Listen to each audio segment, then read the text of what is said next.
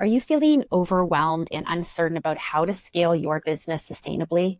Do you have big dreams for your business, but you're struggling to turn them into reality? Or maybe you're just tired of sacrificing your health, your well-being, time with your family, and your own self-care all in the pursuit of success. Not only is this not sustainable, but it can lead to increased stress and decreased productivity in the long run. Don't let the chaos of running a business hold you back any longer.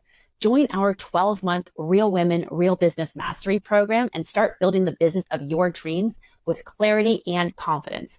If you're ready to achieve six-figure plus revenue growth, rediscover your passion for your business, and say goodbye to overwork, then let's chat.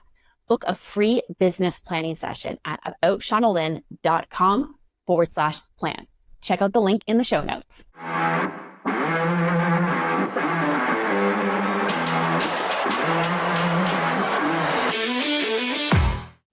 Hello and welcome to the Real Women, Real Business podcast. I am your host, Shauna Lynn Simon, and today I am joined by a true powerhouse in the world of marketing and entrepreneurship. I've got Candace Huntly with me today, and she is the founder of SongBird Marketing Communications, an award-winning agency that's going to help businesses to find their voice through social media, through public relations, through branding and marketing strategies.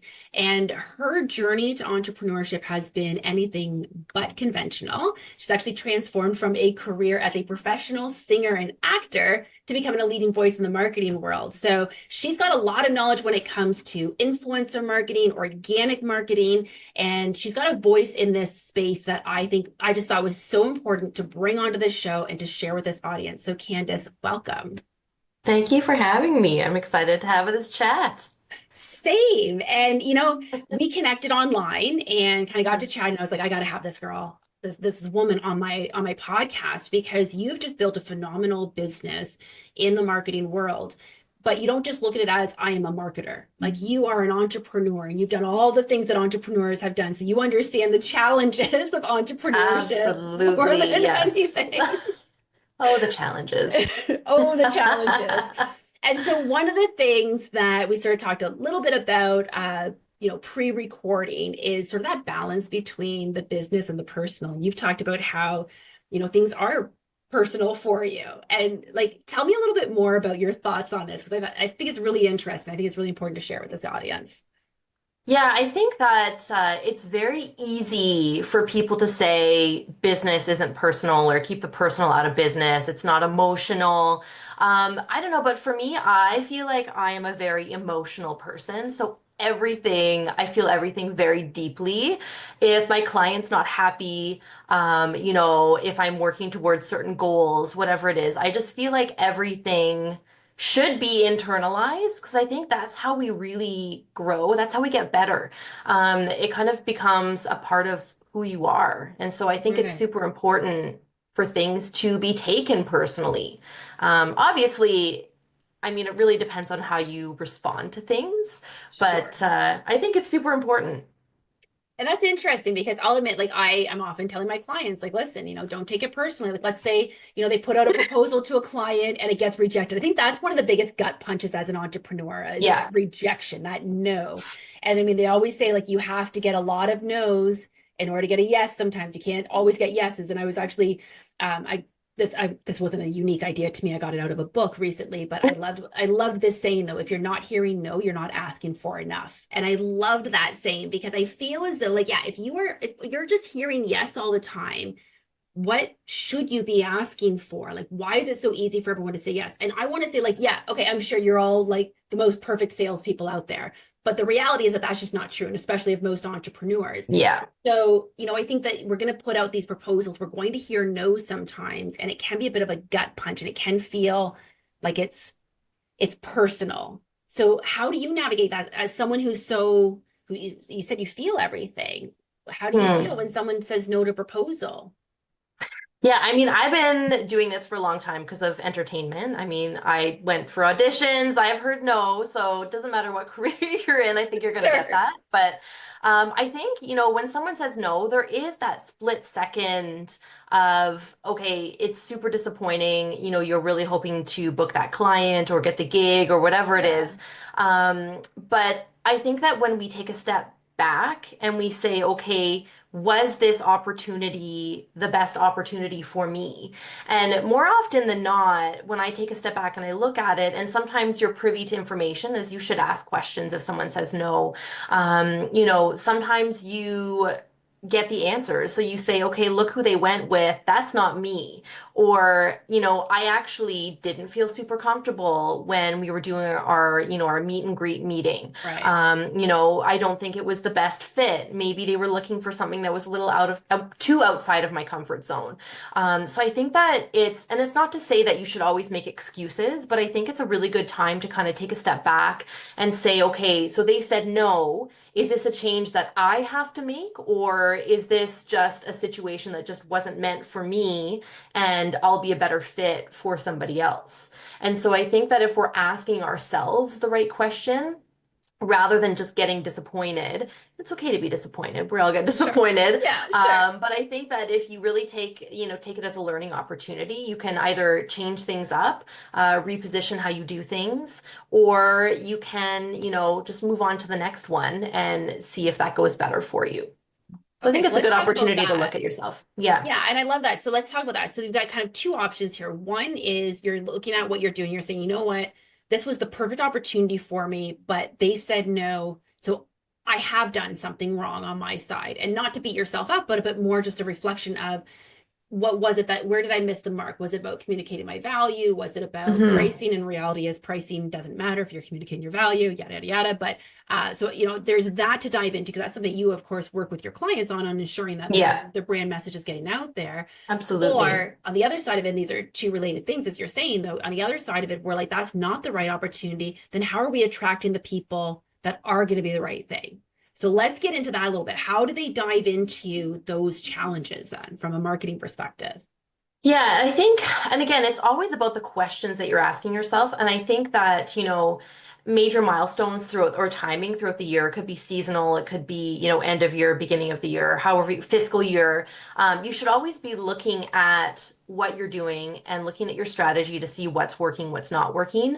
More often than not, what I see is that a lot of businesses are targeting just the wrong people in general, or they think they're targeting one audience, but then you look at the clients and you're like, oh, my clients are all actually part of this group. So why am I spending all of my marketing dollars? Why am I spending all of my time, all of my effort targeting this group that doesn't necessarily fit for me? And I mean, I'm going through that with my own business right now because we should all take our own advice, Of course. where, I'm asking myself, am I targeting the right people? And for myself, even though I tell my clients you can't market to everybody, I've been marketing to too broad of an audience. And so I'm now looking internally and going through all these exercises and saying, okay, who are my clients? Who do they target? What type of people do I work with? And so sometimes you really just have to look at, is my original thought the thought that's actually in place right now, or should I make changes there?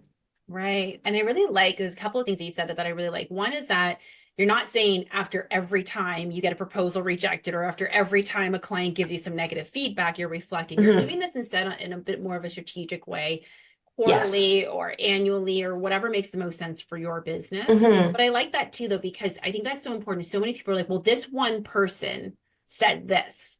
Well, that doesn't dictate your entire business just because one person didn't like No. something. And it shouldn't. We make too many knee-jerk reactions when it comes, especially marketing and especially Yes. business. Something bad happens, you're like, I've got to change everything. And it's like, whoa, hold Well, on. it's interesting that you say that because marketing moves at such a different pace than it ever It used does. to. But there's still Yeah. certain things that remain. Like I can remember, so back in the day, I'm going to date myself a little bit here, but when I started my business, one of the main marketing mediums was still things like newspapers, for example. Don't knock newspapers. I work in that area, so it's all Okay, so good. yeah, okay, so you get it, but like that was kind of one of the main things. And Yeah. I remember I would talk to someone and they would say, "Well, I ran an ad this one time and it didn't do anything. I didn't get any business from it, so I never did it again." Well, you run Yeah. an ad one time, it's not going to work. And obviously, we know that in social media, you're not running an ad for 5 minutes and then assuming it's going to work. You've got to run No, it you for have to let it, you got to let it breathe. you've got to let it breathe. Exactly. And then adjust as things go, as opposed to just pulling the Hmm. plug. But nowadays, with the digital world, marketing does move so quickly. And so the if I put an ad in newspaper, going back to this analogy, and I needed to change it or pull it, I've got to wait a few weeks before I can do that. Yeah. Which almost had its advantage because now, like you said, we make these knee-jerk reactions. It's so quick and easy to just pull down a post, revamp it, and throw it back out into the world. Hmm. And then I'm sure what ends up happening is more of a confused brand than actual strategic alignment and consistency and coherence. So Hmm.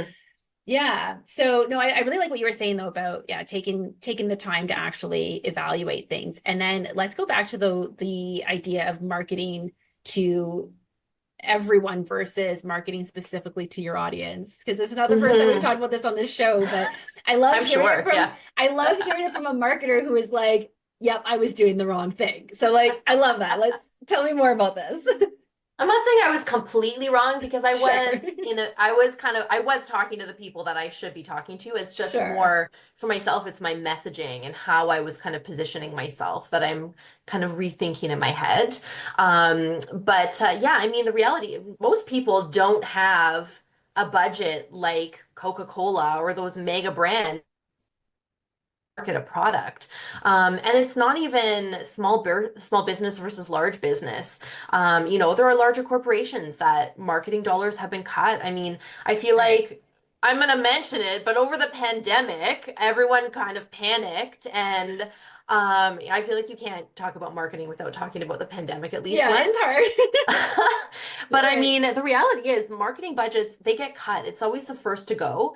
And you need to really understand how to spend your marketing dollars and how to spend your resources. Because remember, budget's not just money, it's time, it's effort, it's your team's time, it's all Sure. of those things that go into it. And so, if you're targeting too many people, you're going to blow through those resources really, really quickly, and you're probably not going to get any sort of meaningful results. But if you really highly target and you hone in on the people that will buy from you, on the people that should be buying from you, then you're going to find that the results are going to start turning around quicker.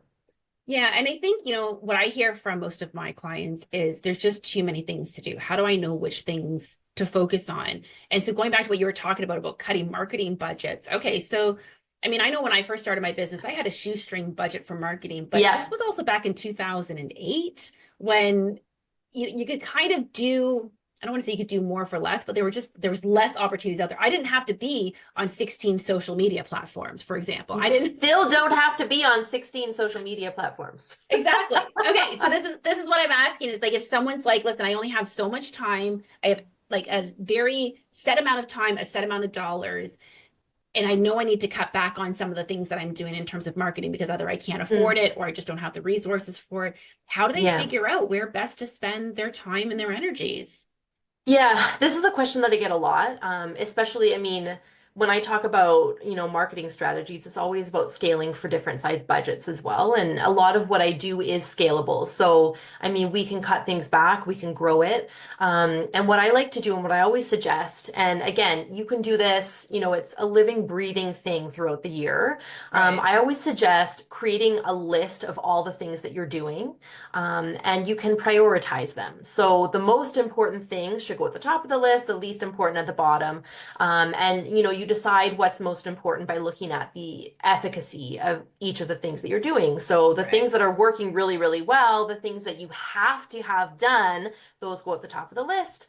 And then you cut the fluff. So if you don't have the budget for it, maybe you just don't do that event this month or you don't do Right. that event this quarter. And that's not to say that you'll never do it, because the idea is if you're using marketing effectively, you should be growing your business. And so you Right. can always come back to it. But even, I mean, at the end of the year or at the end of a quarter, I always like to say you should be doing some sort of marketing review, and it doesn't have to be really in depth every time, but you should be looking at what's working and what's not working. So remember, just because you started on one social media platform doesn't mean you have to stay on it forever.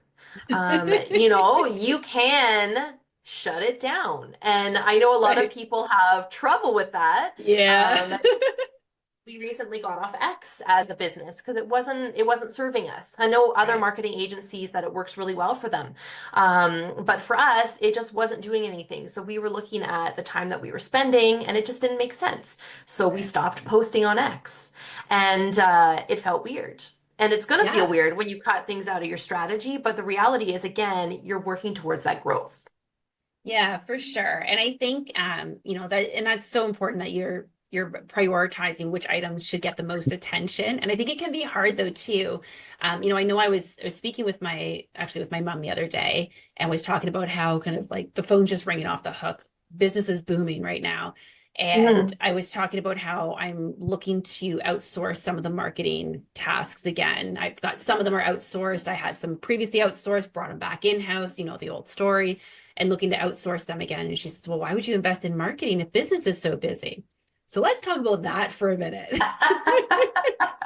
So I think there's two things here. One is I think that people misunderstand what marketing is. Marketing is not ad campaigns, which is how Yes. people often think about marketing. So I want to kind Yep. of like if you can help define what marketing is. But then the other thing is like how many people do you see like is this an issue that you see where they're like, oh, business is good, let's stop marketing. Oh, business is slow, let's start marketing. Like how do they maintain like a balance in all of that? So let's start with the definition of marketing though. Let's go back to that Yeah. question. How do Yeah, you define marketing? yeah, this is an interesting one because I also teach marketing at Laurier, and Right. it's one of those things where it's the first thing people think of as ads.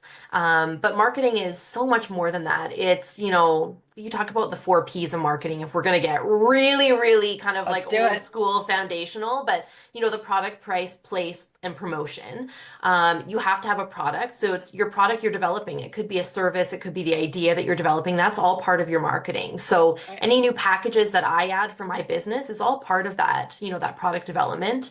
How much you're going to charge, where you're going to sell it. And it could be online, it could be in store, all of those things you have to consider. And then the promotional aspect of it, so it's any sort of effort that you're making to communicate what value you bring to the table. I mean, Right. all of that goes into marketing. So a lot of people think, okay, well, I have to advertise. But you don't necessarily have to advertise right off the hop. Sure. You should work on, building a brand, talk about your messaging, figure out what story you're telling, figure out who you want to tell it to and who's going to actually listen and buy from you. All of that stuff, it has to go into everything you're doing before you can go public with what you want to do in full. Right. And I think that was a very concise way to sum it up. And I so appreciate that. So now again, going back to the whole, okay, I've got businesses boom, I'm going to scale back. Businesses slow, I'm going to start marketing. How do we find that balance? Yeah, I think a lot of people are, and I'm going to say it, I Okay. am going to say it. A lot of women are afraid of growth in their business Yep. because it can feel overwhelming. And sometimes we're very apologetic for the growth and the success that we want. Um, so I said it. I just got Yep. Yep. got that And you're out of the not way. wrong. You're not wrong. It's so true. And I think Bring part of something that to is fruition. that, yeah, like I think part of that is as women, we want to say yes to things. We really don't like saying no to things. And then in addition to that, I'm not just talking about business. Like when we're saying yes to things in our business, in our mind, we're thinking, what might I have to sacrifice in my personal life? What other personal Yes. commitments do I have? Yeah. Yeah. And I mean, you know And that you're a it's mother, a you hard know one. that better than anyone, right? It's a hard one. I feel the mom guilt all the time. But yeah, so I mean, getting back to we can talk about mom guilt in a Yeah, minute because I yeah. always love talking about my daughter. But yeah, I mean, we're afraid of growth. And so sometimes business is good. We're in the thick of it. We're not thinking about what the next step is, but you have to remember that nothing happens in a vacuum. So well now, but what happens tomorrow? What happens next month? What happens, 6 months down the line, when these projects are finished, or if you lose a client, or Yeah, sales are slow? And so if you're only starting marketing when sales are slow, then you're starting marketing too late because you should always have that pipeline. It should be continuous. And if you're feeling overwhelmed, you can scale back, but you should never sure. stop marketing. But you should Right. always be thinking about growth. Always.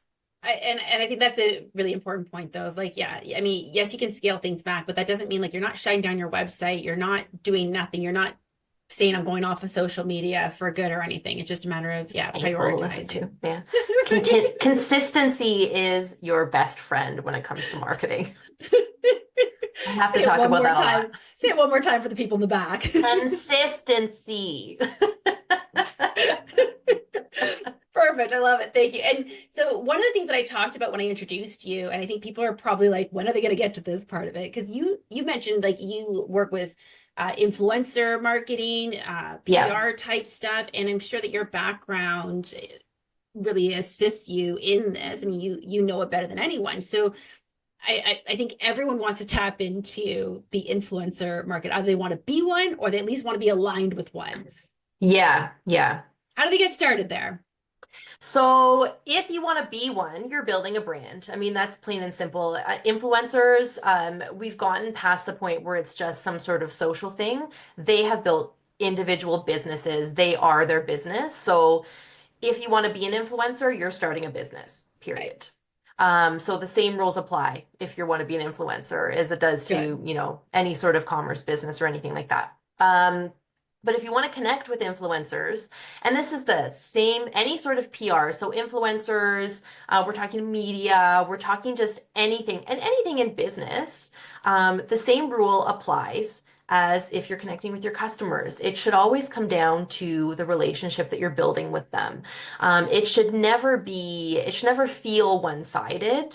Hmm. And so for influencers, you need to interact with them, interact with their content, comment, send direct messages. It shouldn't always just be about the sales pitch. When I first started in the industry back in 2011, it was mostly blogs, and that was kind of my first foray into influencer marketing. Sure. And it was kind of the wild, wild west. There were no rules. We're working with an influencer who was telling us the most outrageous things that we should be doing for people that we were working with. And but that was what was at the time. Right. Now we have a lot more rules and regulations that kind of put us into a box a bit, but I think the biggest thing, get to know them. Don't just blanket pitch. Right. Pitching more people doesn't necessarily mean it's a better campaign.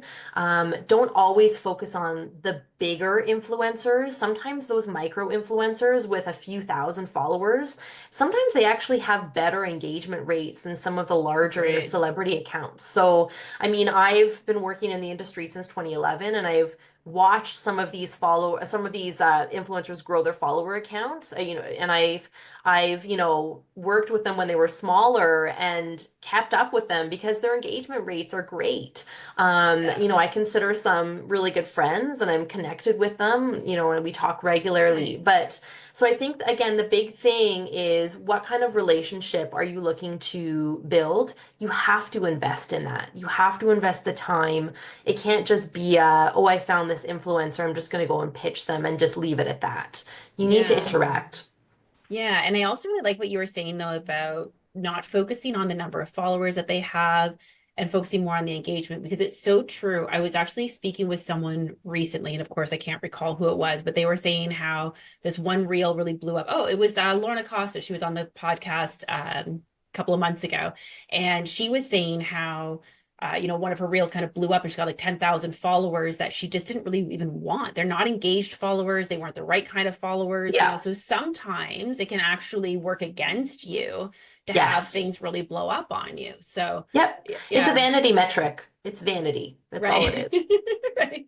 But I have definitely found even some of the guests that I've had on this show that have followers of even less than 1,000 people, but they're super engaged. I mean, if you've got 1,000 Yes. people who genuinely want to see your content, isn't that better than having 20,000 followers where people are just like kind of scrolling by, like, yeah, okay, yep. Yeah. And if you take it back to the marketing aspect, if you're selling something, which if you have a business, you're Right. selling something, whether it's product, service, idea, you want someone to buy from you. So if you have a Right. bunch of followers or if you're connecting with a bunch of people, but nobody's buying from you, then you're investing in the wrong marketing tactics.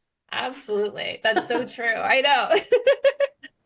So okay, so let's go back to because we did kind of touch on the whole Mm, mom thing. And I know you yeah. said you how much you love talking about your daughter, and I love having moms on this show because, and I shouldn't say just moms, but I mean like just parents and caregivers as well. Like anyone hmm who's responsible for another human being, it's a whole different work-life balance. I can speak to this as someone who I don't have children. I do have hmm four cats, of course, who That's live a heavily. It's a responsibility. big responsibility, but I was also a caregiver for my dad before he passed away a couple of months ago. So I'm familiar with trying to feel like you're doing the right things for the right people at the right Yeah. time, not ignoring your business because that's also it's a child that needs nurturing too, and in dealing with actual human lives. So how do you balance all of that?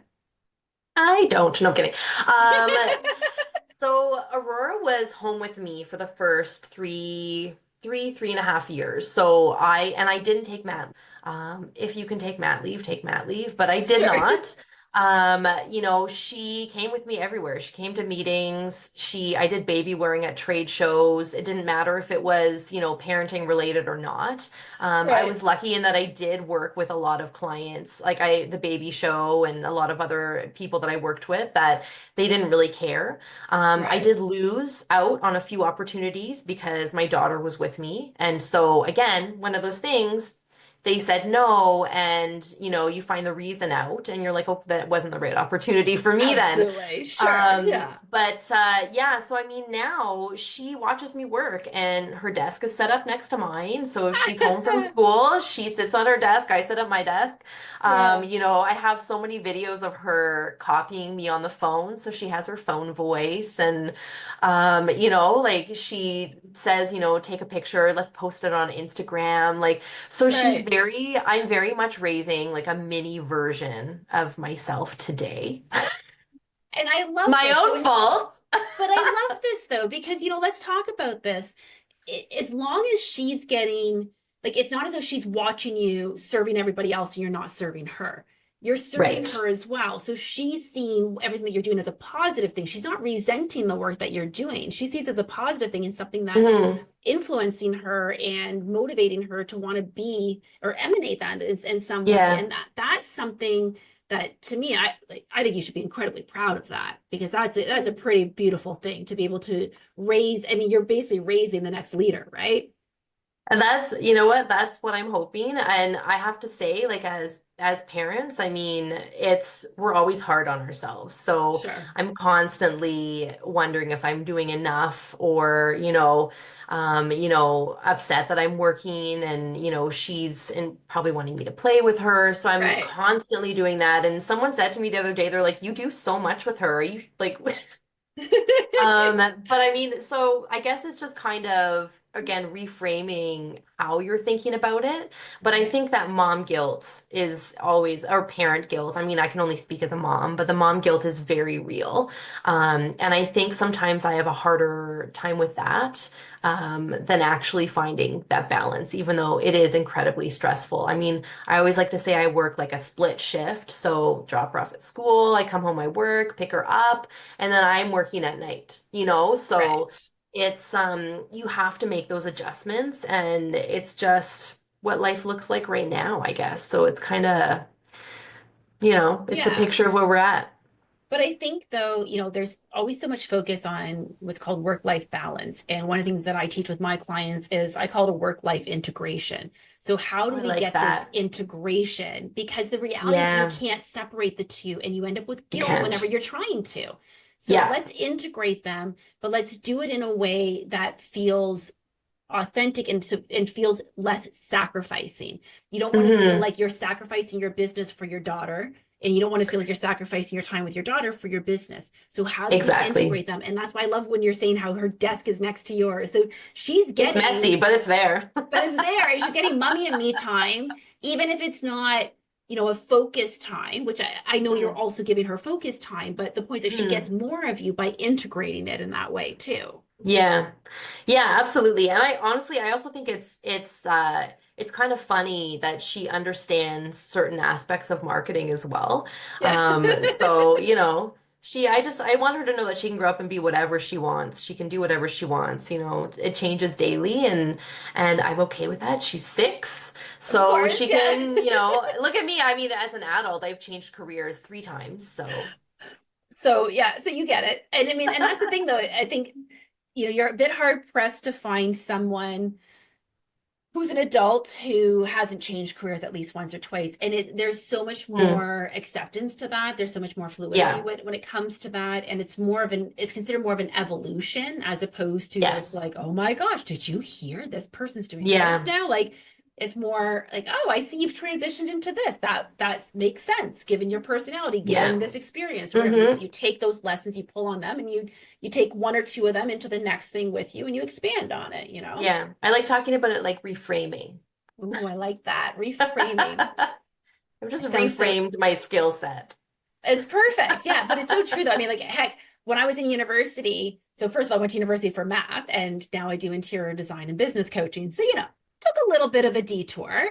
But when I was Yes. in university, I also did a lot of bartending. That's what paid for my Hmm. schooling. And I bartended through starting this career as well. I went back to it and there are so many transferable skills from my hospitality days that I Oh, yeah. continue to draw on, Absolutely. Oh, I right? was in the service industry for many, many, many years. I won't even Yeah. say how many, but I miss it sometimes, Oh, but yeah, it's same. definitely the talking and, because I was a server, so it's the Right. constant, I mean, you're selling, that's what you're Yeah, doing. You're talking about your values. So again, most people don't think about those transferable skills, and people exactly. often say like, "Oh, I'm going to leave it off my resume." Well, if you don't have the experience, then talk about it, but talk about it in a different way. It's Right. again, it's branding. It's always branding. And I It's your think that's messaging. also a key thing when it goes back to the branding. I think, people will often, you probably see this sometimes, the terrible bios that just give their life story of once upon a time I was doing this, and then I did this, and then I did this, and no one cares. To be perfectly, I'm sorry if I'm being blunt, but no one cares. But when you can relate it to why you can help someone, if Yeah, you're saying, like for me, using my math background, I talk about bringing a data-driven analysis and systematic approach absolutely. to my Yep. coaching, to everything that I Hmm. do. But it doesn't mean that I'm doing math problems. Don't get me wrong, I do love my Yes. spreadsheets, but like, so I am doing math problems sometimes. I But don't that's like not the whole spreadsheets. core of what it is that I'm doing. So, we all have our things. I love me a good Absolutely. spreadsheet. But yeah, so the point is that you've got to relate it back though. Like a bio Absolutely. doesn't work unless it's telling a story that's relatable. And again, going Yep. back to, what you were saying about pitching to influencers, about pitching to your clients, you have to be able to engage with them and connect with them in a way that means something to them. Absolutely. Yeah. Absolutely. It always comes down to the meaningful interactions that you have.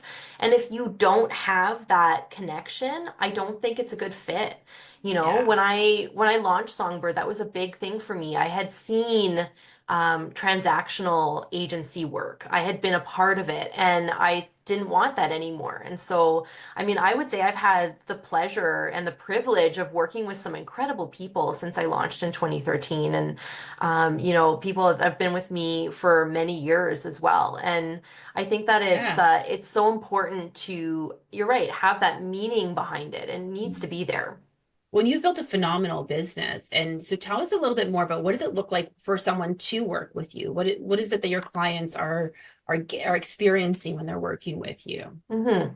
I mean, it varies. It depends on, experience, but for me, it's important for my clients to understand what we're doing. So education is always kind of a part of it. You can't really ask for what you want or ask for what you need if you don't know what you need. And so I think that, having that transparent communication on a day to day, and meeting, my clients where they are is super important. So, if we're doing social media, they should understand why we're making the choices that we're making. They should understand why we're on X platform versus Y platform, Right. and why we're not on 16 platforms like we mentioned earlier. I never recommend that, by the way. Um, Good answer. but Yeah. Yeah. but yeah, so I think that the day to day, it really depends on what I'm doing with a client because sometimes, Right. influencer marketing is very different than it is if we're doing social media. Social Sure. media is usually more ongoing, and there's more touch points in terms of the content and, what we're posting, or if I'm ghostwriting articles for clients for, placement and media. Um, sometimes it can be media training if we've got upcoming interviews. So if they're going to be on Right. a podcast or if they're going to be on, CTV News or whatever the news platform is, sometimes certain clients need more coaching than others because they're nervous or so it really just depends on the client. And I always like to meet them, like I said, where they are and what their Right. needs are. I've had so many people come to me and say, oh, told me I needed this. It was going to cost this much. And I'm sitting there going, well, you don't actually need that. And Right. again, it comes down to, what questions are you asking? Are you educated? Do you need to be more educated of what you're doing? I would rather educate someone than just have them pay me money. Because in And the so long run, they're not going to be happy. yeah, so with that in mind, at what stage is someone coming to you? Like if someone's listening to this and they're thinking, well, I could definitely use some marketing help, how do they know that they're going to be a good fit for working with you? At what stage are they at in their business? So honestly, I'm working with clients that are at various stages right now. I have some clients that are established, they're corporate, some of them are international corporate. And those ones are generally ones that I work with on an ongoing basis. It's long term. They just pass it off to me and my team, and we kind of act as their marketing team.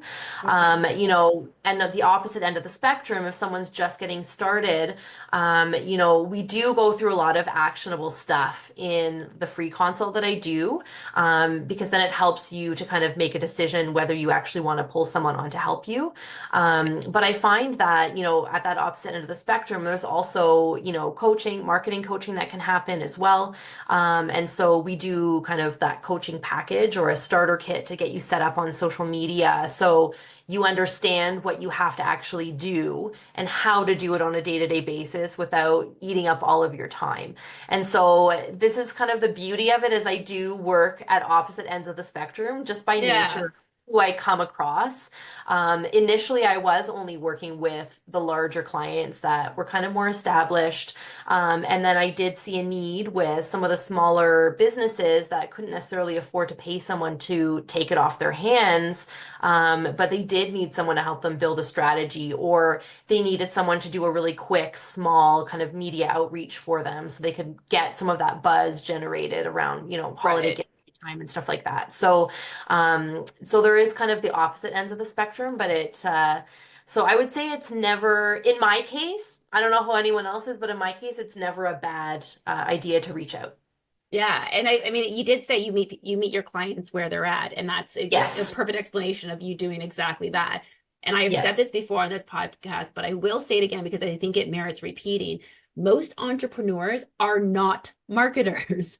So if you are listening to this, because I hear from my clients all the time that think that they need to be Yeah. better at marketing and they need to be better at the sales aspect of things. And the reality is that if you work with a professional, they can help you set you up Yes. with the tools and the resources that you need to be impactful, to be Absolutely. successful. You don't necessarily have to offload everything, as you're saying. You don't have to necessarily Yeah. offload it all, but if you don't have a clear brand identity, if you're not clear on what your marketing messaging is, if you're not clear on who your clients are, you're not going to create something that other people want to buy. And I can speak from Absolutely. experience. When I first launched my home staging business back in 2008, I saw such a need in the marketplace, and I was like, I'm gonna launch my website, and people are just gonna start calling me. And I literally, when I hit launch on my website, was like, okay, yeah, just sitting there waiting, just like it.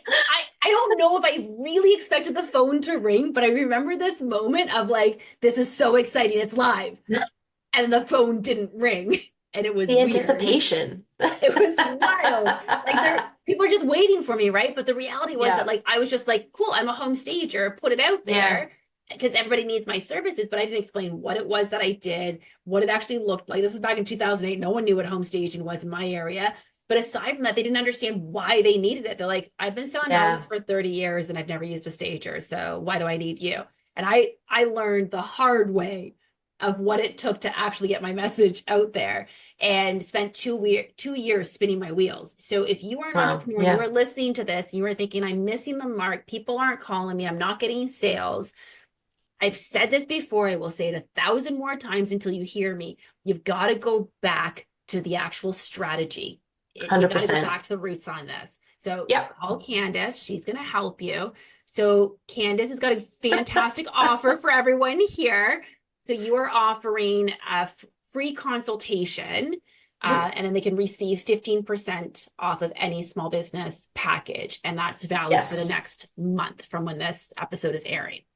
Yes. Amazing. Absolutely. And to get that, they just go to, we'll put this in the show notes, of course, but they just go to songbirdmarketing.com/small biz packages. Yes. Cool. Absolutely. Awesome. Okay. So based on everything we talked about today, Candace, if there is one takeaway, someone listening to this episode, if there is one action point that they're going to take away from this episode, what do you want that to be? You don't have to be everywhere and you're not going to be for everyone. And Ah, so your marketing, cut the fluff, prioritize your target audiences. Not everyone's for everyone. that was so perfect. There's the soundbite right there. Well, listen, you know what? I so appreciate you joining me today, Candace. This has been such an incredible Thanks for having conversation. I me. feel like we could talk for hours more. I know. That was so lovely. Thank you. And listen, if you are listening to this episode and this is resonating with you and you are thinking this is amazing stuff, first of all, reach out to Candace, of course, and book that call. Absolutely. But also be sure to like us, leave a review, and don't forget to subscribe to us on your favorite platform. And of course, as always, the best way to really show your support and support of your fellow female entrepreneurs is to share this episode with someone that you know could get some help from it. So I hope that you will do that. And until next time, everyone, keep thriving.